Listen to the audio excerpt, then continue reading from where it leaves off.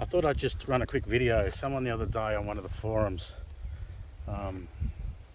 asked the question about how do they run their wiring from light bars and external lights on their roof rack, etc.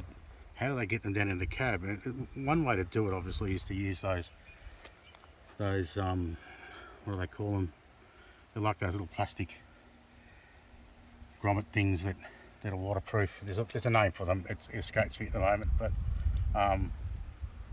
yeah, I'm sure someone knows what I'm talking about. Anyway, so I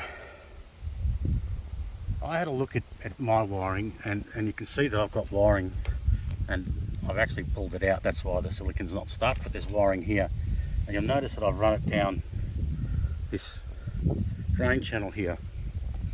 So it runs down there, and it runs in and across here, there, and it runs down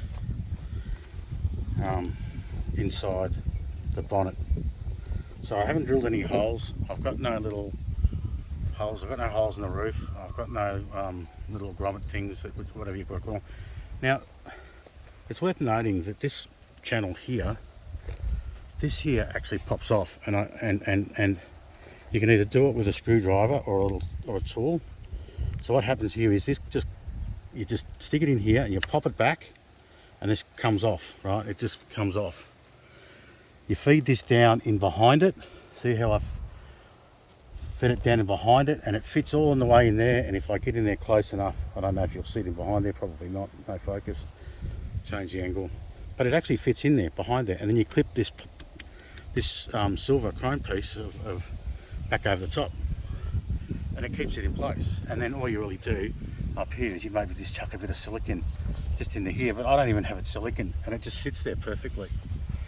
Sits in behind there, and I've got nothing in the roof at all. So some people might say, well, you know, that sort of blocks up your drain there a bit and will send water all over the place, but I've had no issues. I've had no water coming in the car. I've had this on here for, you know, through huge rains. I actually tested it with the hose to see if I'd have any issues. It still runs down. It still runs down in here, but obviously runs down beside it. Now, the longevity of it, well, you know, I don't know. It's been on there for, as I say, 6 to 8 months, and I run all my wiring just down through there, and as I say, in under the scuttle, in past the scuttle here, in that area there, and then down into the into the engine bay. I've had no issues. Just use a screwdriver, pop that off, just the edge. Don't go right behind it, or one of those plastic accessory tool things, you know, you use the fascias and stuff like that. That's what I've got, and it just start unclicking from here, just from this point here along this edge, this top edge, push it out and it'll pop off. Run your cable in right at the top there, like in there, and then just clip it back over. Just push it back over, and you might have to give it a bang, and it'll just clip back on. And it's only big enough to run one wire down through there, but again, you can use the other side, would be the same.